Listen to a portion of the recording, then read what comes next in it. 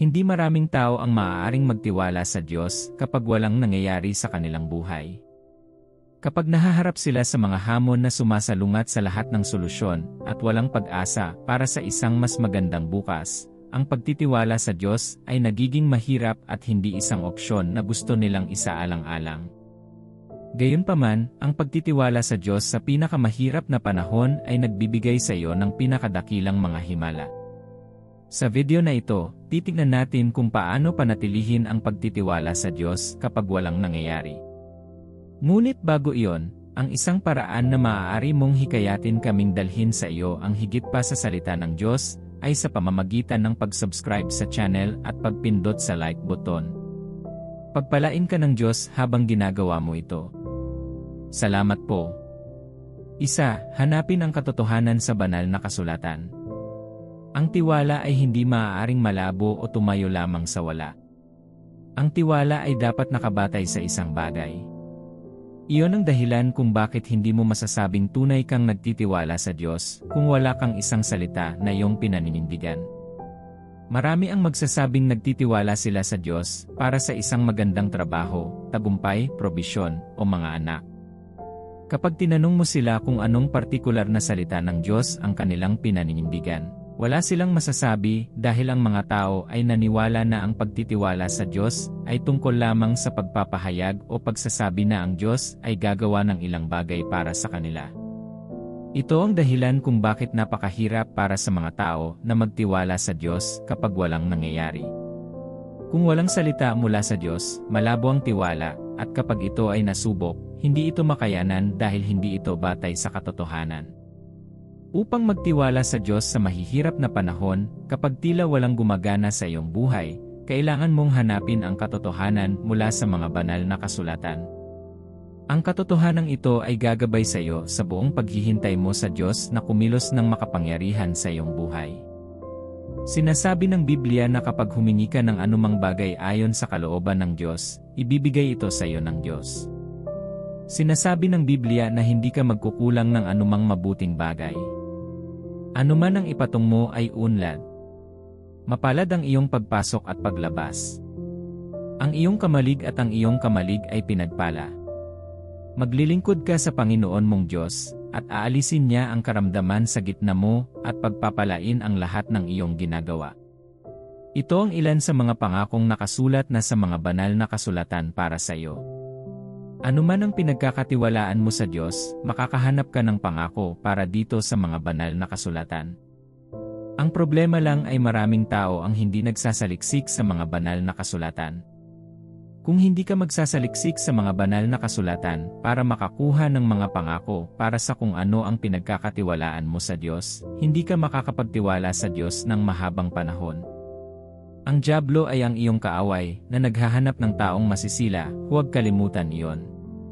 Ngayon, kapag dumating ang dyablo at nakitang nasa isang tiyak na sitwasyon ka, papaniwalain kanyang wala ng pag-asa ang lahat at wala ng paraan para sa iyo. Ngunit kapag kinontra mo siya, ang susunod na bagay ay para sa kanya na subukang iling ang pundasyon ng kung ano ang iyong kinatatayuan.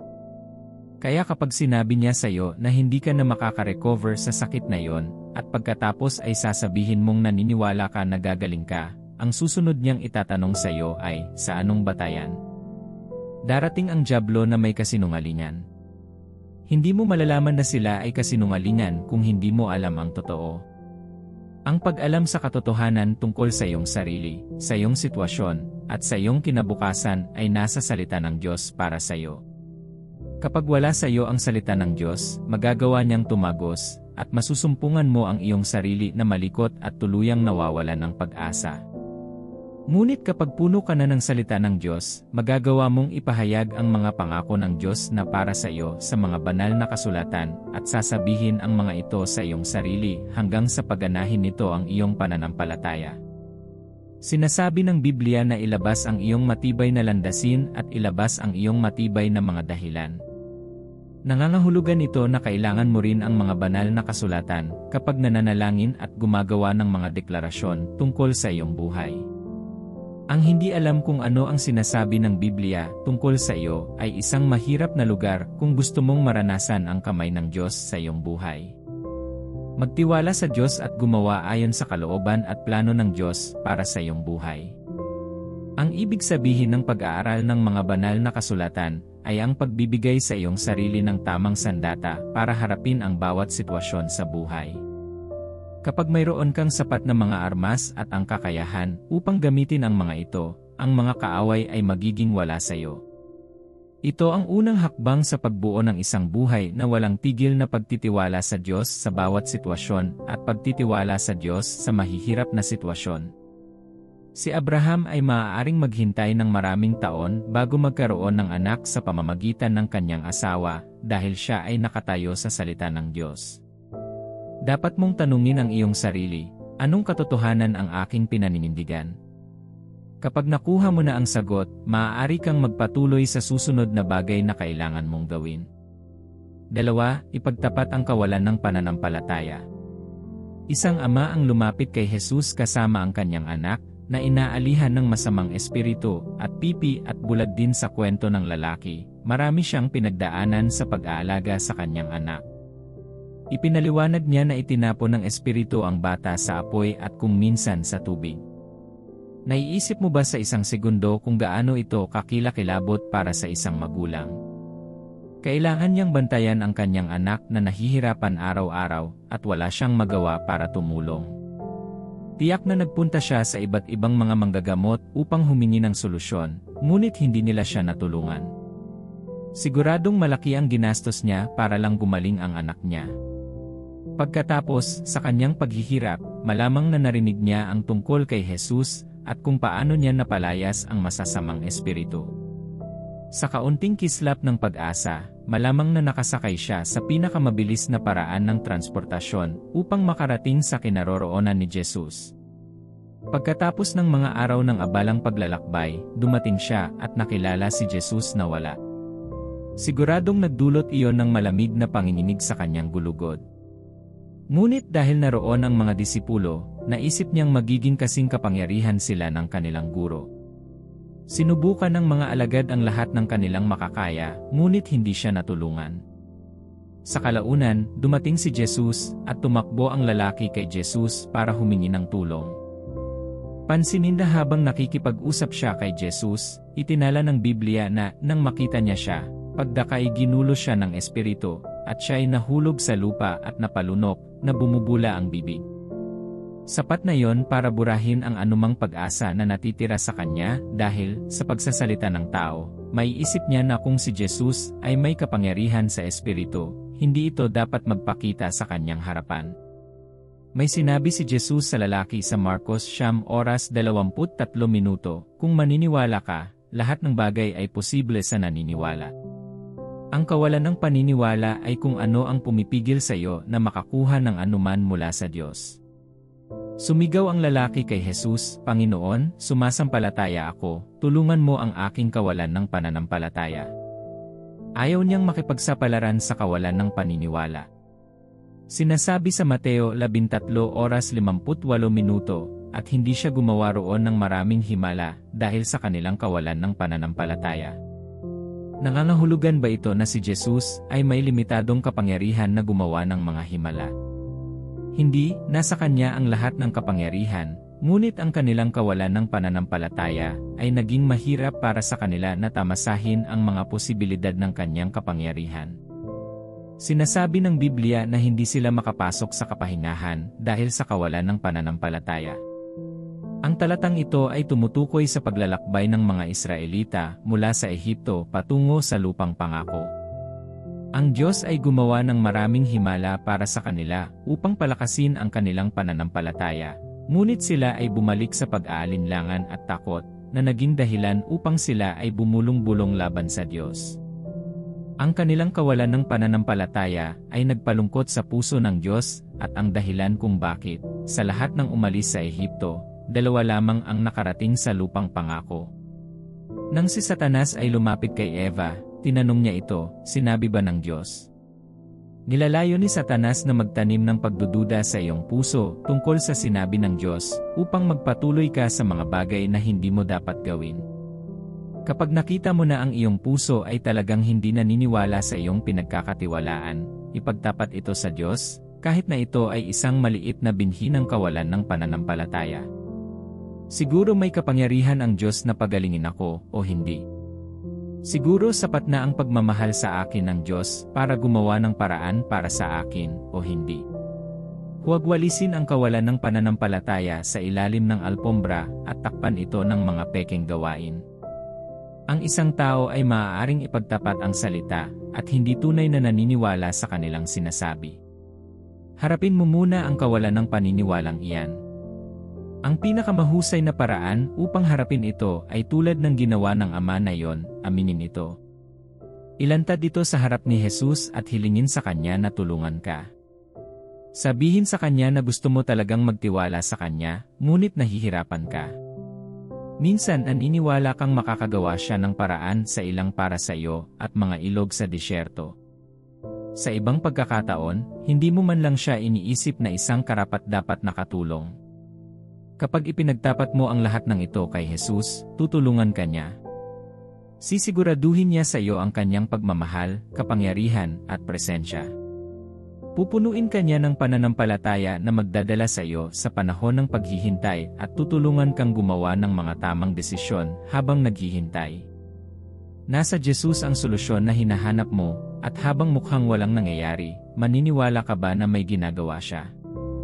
Kapag naniwala ka, malalaman mo na walang masyadong mahirap o imposibleng gawin niya. 3. Kumonekta sa mga taong katulad ng pag-isip. Siguradong narinig mo na ang paralisadong lalaki sa Biblia na may 4 na kaibigan. Ang mga kaibigan ay determinado na gusto nilang gumaling siya at gumawa ng matinding mga hakbang upang makuha ito. Paano naman ang senturyon na may malaking pananampalataya na isang salita lamang mula kay Jesus ay magliligtas sa kanyang alipin? Ang lahat ng mga taong ito ay nakakuha ng himala mula kay Jesus dahil sa pananampalataya ng mga tao sa kanilang paligid. Isipin kung ang mga taong ito ay nagsisikap na magkaroon ng pananampalataya, ngunit ang mga tao sa kanilang paligid ay patuloy na nagsasabi sa kanila na ito ay imposible. Maaari sana silang magpatuloy sa kanilang paghihirap.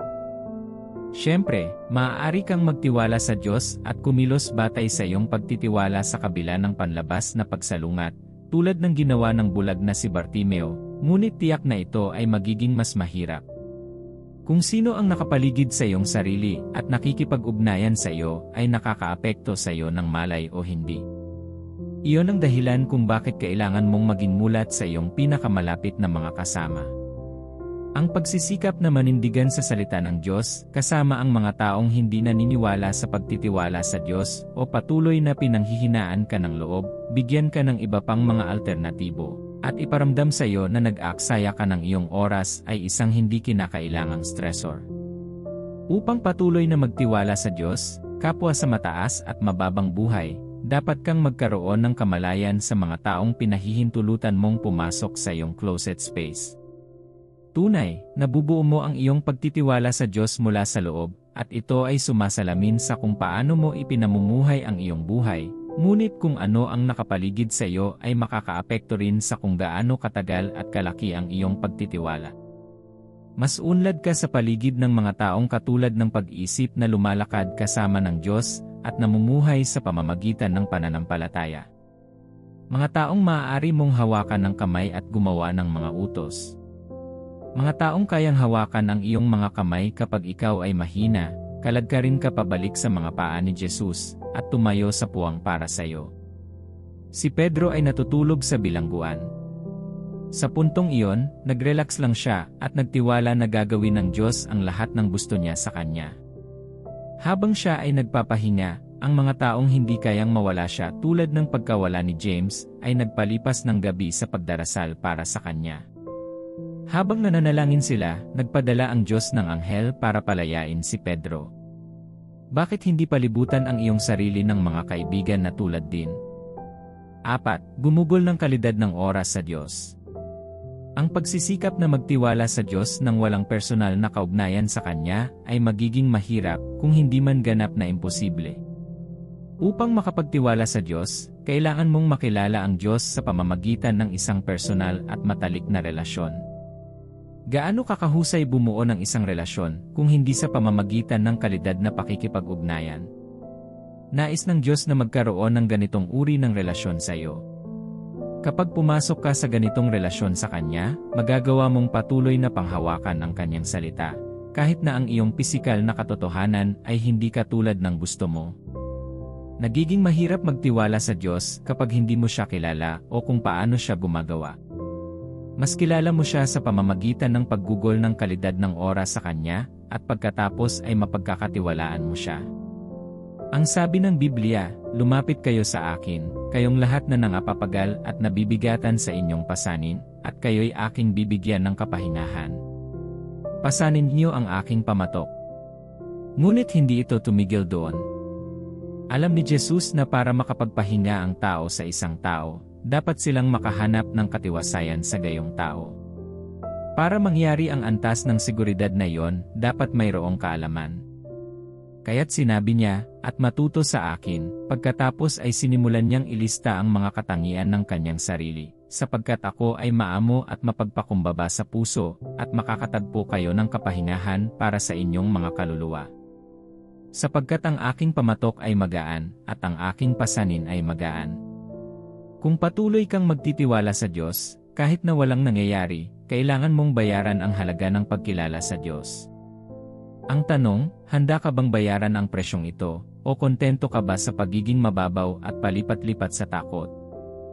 Ang pagbuo ng isang gumaganang personal na relasyon sa Diyos ay hindi rocket science. Nagsisimula sa paniniwala at pagtanggap na kasama mo siya sa lahat ng oras. Pagkatapos ay kinikilala mo na naririnig ka niya kapag tumawag ka. Ang kamalayan na ito ay tutulong sa iyo na makipag-usap muna sa Kanya tungkol sa lahat ng bagay na hindi gumagana. Tapos alam mong nagsasalita din siya. Kaya, pagkatapos mong sabihin ang lahat ng iyong sasabihin, pakinggan mo ang Kanyang tinig. Ang regular na paggawa nito ay naglalapit sa iyo sa Diyos. 5. Maghanap ng mga bagay na dapat ipagpasalamat. Ang pasasalamat ay nagpapamahal sa iyo sa Diyos at nagpapanibago sa iyong pagtitiwala sa Diyos. Kung titignan mo ang iyong buhay mula sa pananaw ng pagiging mapagpasalamat sa kung ano ang iyong ginawa para sa iyo, makikita mo ang lahat ng ginawa ng Diyos para sa iyo noon, at magagawa mong magpasalamat sa Diyos. Sinasabi ng 1 Thessalonians 5:16 18, Magalak kayong lagi, manalangin na palagi, magpasalamat sa lahat ng pagkakataon, sapagkat ito ang kalooban ng Diyos para sa inyo kay Kristo Jesus. Hindi sinabing magsaya minsan o kapag maganda ang pakiramdam mo. Walang dapat pakialaman ang iyong kagalakan dahil kalooban ng Diyos na magpasalamat ka sa lahat ng pagkakataon. Sinasabi nito sa iyo na ang pagbibigay ng pasasalamat ay nakakatulong sa pag-activate ng kagalakan sa iyong espiritu. Kapag nagpapasalamat ka, mapupuksa mo ang negatibong enerhiya na gustong magpababa sa iyo sa hukay ng pag-aalala at pagkabalisa. Pagkatapos ay yakapin mo ang kabutihang nagmumula sa pumipigil na presensya ng Diyos. Gusto ng Diyos kapag pinupuri mo siya. Ito ay nagiging isang napakalaking sakripisyo na nagpapadala ng matamis na insenso sa Kanya kapag ginawa mo ito sa panahon ng mahihirap na panahon. Ang sabi ng Biblia, tipunin mo sa akin ang mga banal na tao na nakipagtipan sa akin sa pamamagitan ng hain. Ang pag-aalay ng hain ng papuri sa Diyos ay maglalagay sa iyo sa presensya ng Diyos sa lahat ng oras, at hindi mo makaligtaan ang gantimpala ng iyong sakripisyo ng pag-ibig. Kahit na mahirap, piliin na makakita ng isang bagay na dapat ipagpasalamat. Kapag tinignan mo ang iyong buhay na may pagnanais na magpasalamat, magkakaroon ka ng maraming dahilan para magpasalamat sa Diyos. At iyon ay patuloy na magpapalakas sa iyong pananampalataya habang nagtitiwala ka sa Kanya na muling magpakita sa iyo. Maaari mo ring pag-aralan ang track record ng Kanyang katapatan sa Biblia upang patatagin ang iyong pananampalataya sa Kanya. Sa anong iba pang mga paraan maaari kang magtiwala sa Diyos sa mahihirap na panahon? 6. Lumakad sa banal na espiritu. Ipinangako ni Jesus ang banal na espiritu bilang isang gabay, guro, mang-aaliw, at marami pang iba sa mga mananampalataya habang sila ay naninirahan sa lupa. Ang pagtitiwala sa Diyos kapag walang nangyayari ay magmumukhang isang hindi seryosong kilos kung ikaw ay lumalakad sa paningin at sa laman. Patuloy mong mararamdaman ang pressure sa paligid mo mula sa ginagawa at naabot ng iba. Titignan mo ang iyong buhay at sasabihin, walang gumagana. Makikita mo ang iyong sarili bilang disadvantage at malamang na tinanggihan. Iyon ay dahil tinitingnan mo ang iyong buhay sa pamamagitan ng lens ng kung ano ang sinasabi ng lipunan, ang timeline ng lipunan, kung ano ang ginagawa ng iba, at ang dami ng pisikal na pagkilala na mayroon ka. Kapag naalis mo na ang iyong mga mata doon at tumutok sa kung ano ang ipinangako ng Diyos para sa iyo at sa hinaharap na mayroon siya para sa iyo, magagawa mong patuloy na magtiwala sa Diyos. Pinalitan ng Diyos ang pangalan ni Abram ng Abraham bago pa niya magkaroon ng Isaac. Alam mo ba ang ibig sabihin ni Abraham? Ibig sabihin ay ama ng marami. Tinawag siya ng Diyos na kahit na hindi siya nakita ng mundo ng ganoon, at ang kanyang pisikal na katotohanan ay hindi rin ganoon ang hitsura. Ngunit hindi lamang ang Diyos ang tumawag sa kanya, lahat ng tao sa paligid ay kinailangan ding simulan ang pagtawag sa kanya ng Abraham. Hindi iyon ang pinakakahangahangang bahagi, kailangan din niyang magkaroon ng kamalayan at tawagin ang kanyang sarili kung ano ang tinawag ng Diyos sa kanya. Ang tanong, ano ang tawag mo sa sarili mo? Lumalakad ka ba ayon sa dikta ng sinasabi ng Diyos kung sino ka, o hinahayaan mo ba ang mundo na bigyan ka ng pangalan at impluwensyahan ang iyong buhay? Ang sabi ng Biblia, lakad sa Espiritu, at hindi mo matutupad ang mga nasa ng laman. Nais ng laman na mag-alinlangan, bumulong-bulong laban sa Diyos, sumuko sa Diyos, mag-alala, at ikumpara ang iyong buhay sa iba. Ito ang gagawin mo kapag lumakad ka sa laman. Kapag lumakad ka sa Espiritu, gayunpaman, magagawa mong magtiwala sa Diyos.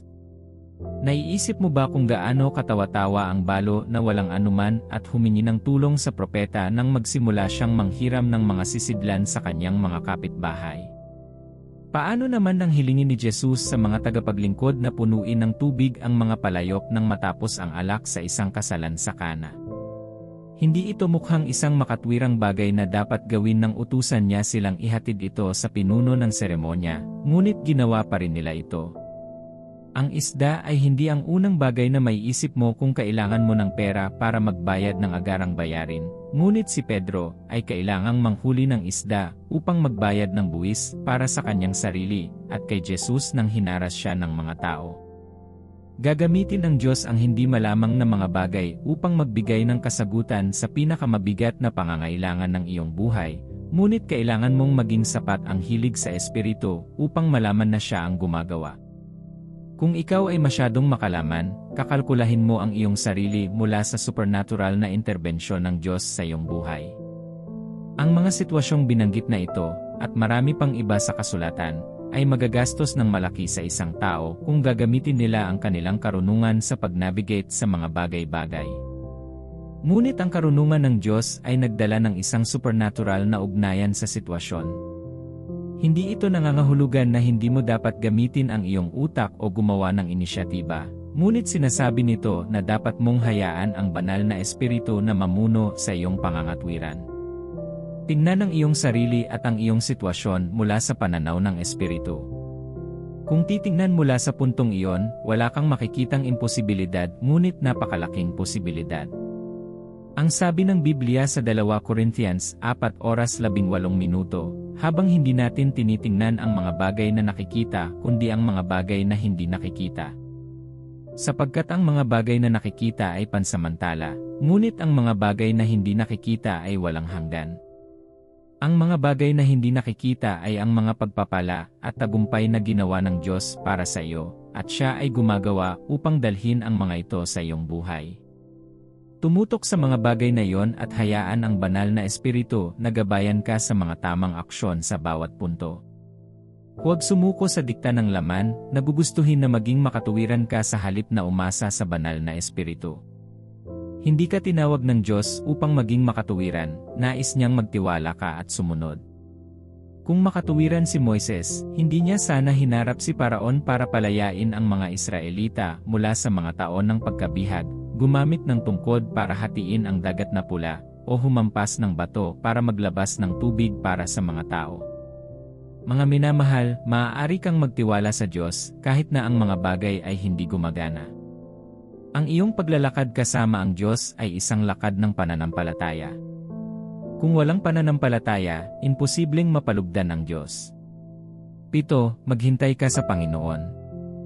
Matapos mong gawin ang lahat ng nakalista sa itaas, ang huling bagay na kailangan mong gawin upang patuloy na magtiwala sa Diyos sa mahihirap na sitwasyon ay maghintay sa oras ng Diyos. Hindi mo susubukang pilitin ang salita ng Diyos na gumana sa sarili mong panahon, kailangan itong panahon ng Diyos. Ito ang isa sa pinakamahirap na aspeto ng pagtitiwala sa Diyos. Ang paghihintay sa Diyos, para sa karamihan ng mga tao, ay kung saan sila ay sumuko at nagsimulang gumawa ng iba pang mga bagay upang matulungan ang kanilang sarili.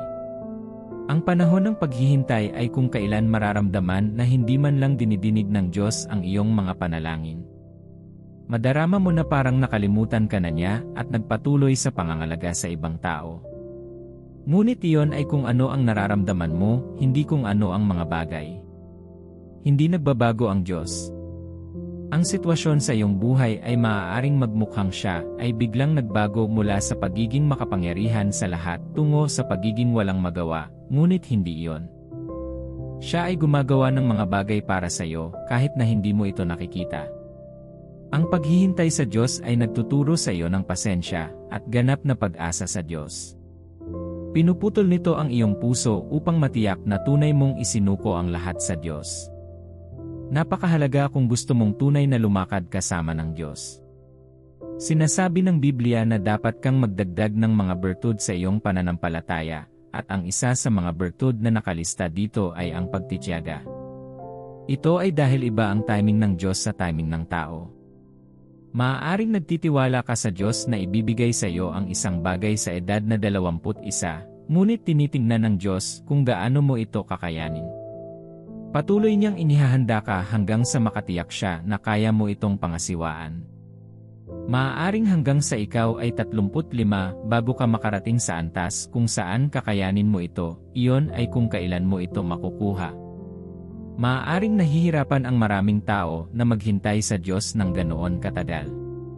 Ang iyong antas ng pagtitiwala sa Diyos ay nagpapakita kung gaano katagal ka handa na maghintay para sa Kanya na tuparin ang Kanyang salita sa iyong buhay.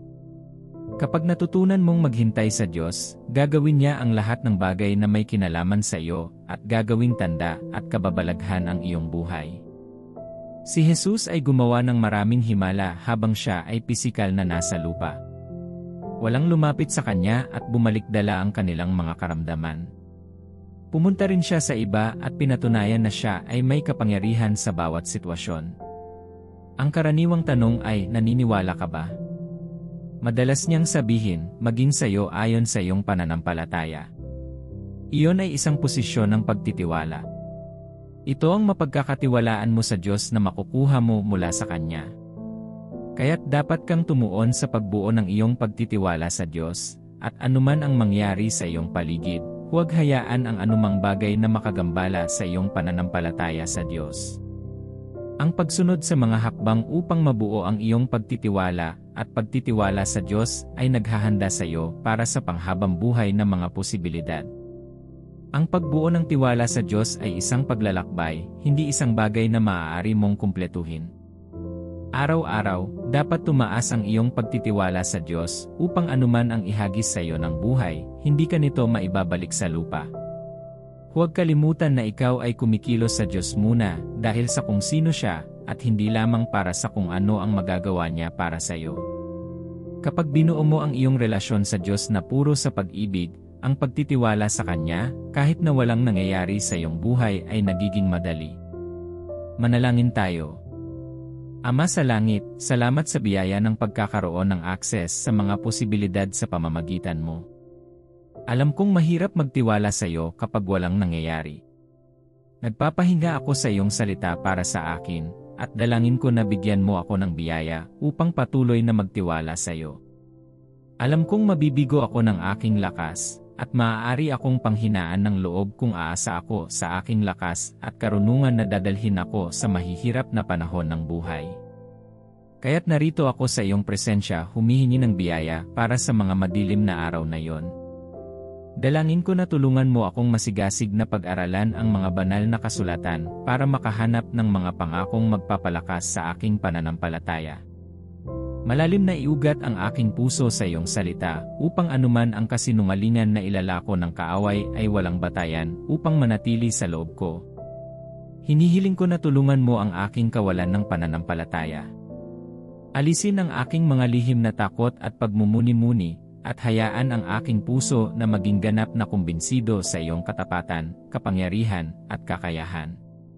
Ang panghihikayat na ito ay tutulong sa akin na mamuhay ng ganap na pag-asa sa iyo. Tulungan akong bumuo ng isang malusog na relasyon sa mga taong may dakilang pananampalataya. Palibutan ako ng mga taong tutulong na hikayatin at palakasin ako sa paglalakbay na ito.